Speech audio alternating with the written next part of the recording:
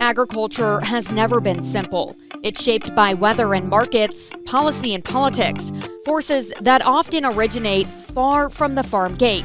Headlines move fast, policies shift, markets react, but the impact of those changes doesn't just show up on screen, it shows up on farms and ranches, in families and rural communities. This podcast is about taking the time to explore what's happening in agriculture and what it means for the people living it, with clarity, context, and perspective. I'm Corryn La Rue, and this is Farm Unfiltered. For nearly a century, the Farm Bill has been one of the most important pieces of legislation shaping American agriculture, touching everything from crop insurance and conservation to nutrition programs and rural development. But right now, the next Farm Bill remains stuck in Washington. The current law has already been extended. Committees have held hearings, lawmakers have drafted proposals, and industry groups have pushed for reforms. Yet a final agreement still hasn't crossed the finish line. So what's holding it up, and what does that mean for farmers facing tight margins, rising input costs, and global market uncertainty? Today on Farm Unfiltered, we break down where the Farm Bill stands, what the biggest sticking points are in Congress, and why the timeline matters for producers heading into next planting seasons. First, I want to give a brief rundown of why the Farm Bill matters. Every 5 years, Congress rewrites the Farm Bill, a sweeping package that governs agricultural and food policy across the United States. The legislation is massive. It covers commodity programs, crop insurance, conservation incentives, rural broadband, trade promotion programs, research funding, and, of course, the Supplemental Nutrition Assistance Program, commonly known as SNAP. For farmers, the bill is essentially establishing their safety net. Programs like price loss coverage and agriculture risk coverage help stabilize farm income when commodity prices fall. Crop insurance programs protect against weather disasters. Conservation programs will reward farmers for implementing environmental practices on working lands. Because agriculture operates on tight margins and long planning cycles, farmers rely on the predictability those programs provide. But the current Farm Bill expired in 2023 and has been extended while lawmakers attempt to negotiate a replacement.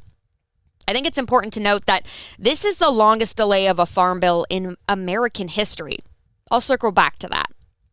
At the center of the Farm Bill debate is a long-standing political balance between farm programs and nutrition programs. Historically, the coalition between rural lawmakers and urban lawmakers have helped push farm bills through Congress. Agriculture programs gain support from lawmakers representing cities, while nutrition programs gain backing from rural members who want to pass the broader legislation. But that balance has become increasingly difficult to maintain. Republicans have pushed to restructure some nutrition program spending and tighten work requirements for SNAP recipients. Democrats have pushed back strongly, arguing that those changes could reduce food assistance for vulnerable households. At the same time, farm groups are pushing Congress to strengthen the agriculture safety net. Inflation, rising interest rates, and higher production costs have significantly increased financial pressure on farmers over the past several years. Many commodity organizations argue that reference prices used in farm safety net programs no longer reflect today's cost of production. Lawmakers on the House Ag Committee have proposed raising those reference prices and expanding support programs. But paying for those changes without cutting other parts of the bill has proven to be a major challenge. The policy debate is happening at a time when the farm economy itself is under strain. USDA forecasts show net farm income declining significantly from the record highs seen earlier in the decade. Commodity prices have softened in several markets while input costs remain historically elevated. Fertilizer, fuel, land, equipment, and labor all continue to weigh on farm balance sheets. For some producers, especially those growing crops with high production costs like cotton, rice, or specialty crops, the margin squeeze has been particularly intense. Farm organizations say that's why updating the Farm Bill safety net is urgent. Many of the programs currently in place were designed based on economic conditions from more than a decade ago. Adjusted for inflation, some support levels have effectively lost much of their value. And that's part of why farm groups across the country have been urging Congress to finish this bill. Like I mentioned earlier in this episode, the current Farm Bill lawmakers are working to update now is on its 8th year. last updated during the Agriculture Improvement Act of 2018, which has achieved being the longest delayed farm bill since the Agriculture Adjustment Act of 1933, which was a key component of then President Franklin D. Roosevelt's New Deal. This bill, of course, was enacted to combat the economic devastation of the Great Depression and the Dust Bowl. Among the numerous obstacles producers are facing today that are reminiscent of the 1980s farm crisis and the Great Depression, the lack of an updated farm bill has folks, well, tired. Putting the soaring input costs, tight margins, trade, weather, and many other issues aside, the singular, albeit massive impact of watching Congress fight over such important legislation while witnessing the Farm Coalition fracture over the Farm Bill dispute is exhausting everyone in the ag industry. I spoke with Michelle Hughes, an executive director at the National Young Farmers Coalition, about the toll this is taking on farm country. I am early in my career as a policy professional, and I too am tired. I think we're all a little exhausted of talking about the Farm Bill, of waiting for the Farm Bill. But what, so that is to say, many of us in my ecosystem are exhausted, and all of us, most of the leaders that I work with, other EDs, leaders that are not at executive level, leaders in the field, leaders on the front lines, all got into this work knowing that it was going to be incremental and it was going to take generations to change it. And so that is a very humbling experience as a policy professional, to have to work in a space where you may dedicate your entire life to something. Some people dedicate their entire policy professional life to one program in the Farm Bill, and they don't see the results of it until they're at the end of their career, which many people believe is entirely too slow, but is unfortunately the system that we work within. And many countries, if we think about this from an international perspective, don't actually have the opportunity to engage in the change of farm policy at a federal or national level. And so while it feels like nothing to us at this moment and never feels like enough with the Farm Bill, it is more than a lot of folks are afforded elsewhere.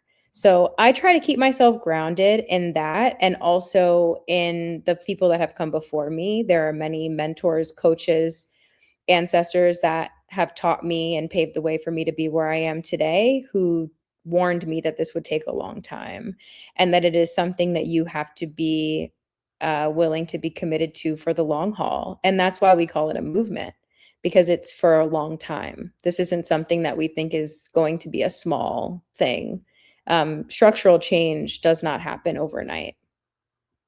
Right. Well, I really appreciate your insight in that, because with every day we seemingly get a new headline and new disaster or new tragedy, and um, we're a country full of people who are motivated to change, and sometimes it's really good to hear that message that it is a movement, and even though what you are seeing day to day or doing day to day may not seem like a lot, like you use the word incremental, it's the little things that add up. And so on the topic of being exhausted and being tired and waiting for this very very particular, let's talk in terms of the farm bill in general, Mhm. specifically within that policy.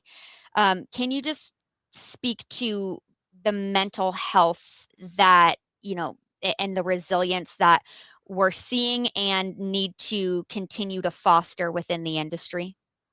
Yeah, for sure. I mean, this is something that's very close to us at the Young Farmers Coalition, because it is like one of the three very large pillars of our work, farmer mental health. And we have lost a number of farmers in our coalition over the years, unfortunately, to mental health crisis. And a lot of it stems from the systemic inequity that we all face as a generation of young working farmers. But it is also something that we have solutions for. Um, Fortunately for our generations, the younger generations are very open to admitting when their financial stress has turned into a mental health crisis. And I like to think that the Farm and Ranch Stress Assistance Network, which is the program in the Farm Bill that has mandatory funding for the mental health services that the Young Farmers Coalition helps provide. We are not mental health service providers directly, but we resource a network of folks who organize around mental health, many of who are mental health service providers directly, some of who are also farmers, to make that experience of, having community and being able to talk about your issues more normalized and just a part of our culture. Farming in our coalition is a very community-based lifestyle choice and activity. And so it comes in a variety of forms, but people connect through farming in a lot of different ways. We're not just like a bunch of business owners who happen to know each other. We are people who believe that if we support one another, we actually can create a new farm system.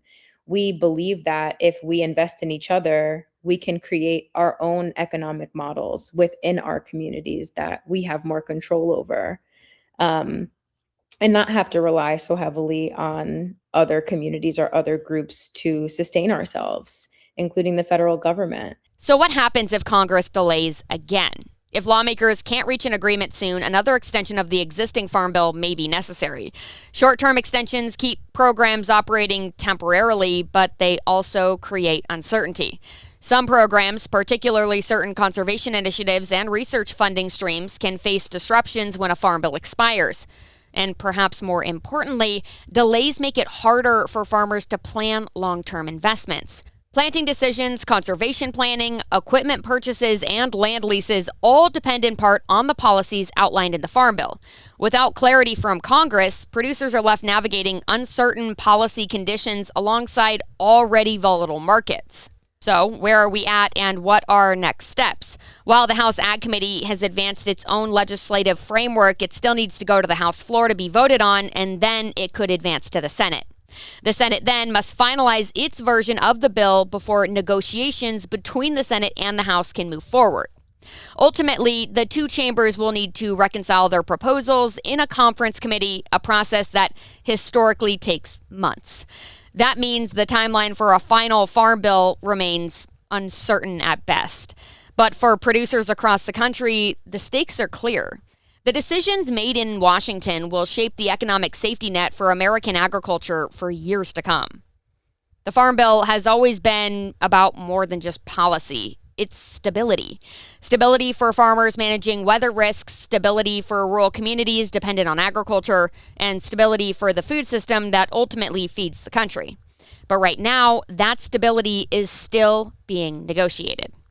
We'll continue tracking every development as Congress works through the next chapter of U.S. farm policy. That's it for today. As always, the goal here is to better understand what's happening in agriculture and what it means beyond the headlines. I'm Corryn La Rue, and this is Farm Unfiltered.